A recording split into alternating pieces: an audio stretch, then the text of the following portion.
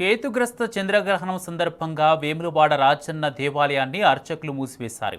ఉదయం ప్రాతకాల పూజ అనంతరం రాజన్న ఆలయంతో పాటు ఉప ఆలయాలను కూడా మూసివేశారు. తిరిగి రాత్రి 7 గంటలకు ఆలయ శుద్ధి సంప్రోక్షణ చేపట్టనున్నారు. ఆ తర్వాత యథావిధిగా పూజలు నిర్వహించి భక్తులను దర్శనానికి అనుమతిస్తారు. మధ్యాహ్నం 3 గంటల 20 నిమిషాలకు ప్రారంభమయ్యే చంద్రగ్రహణం సాయంత్రం 6 గంటల 50 నిమిషాలకు ముగియనుందని అర్చకులు తెలిపారు.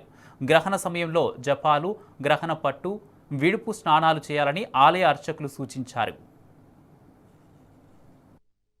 ఈరోజు చంద్రగ్రహణ సందర్భంగా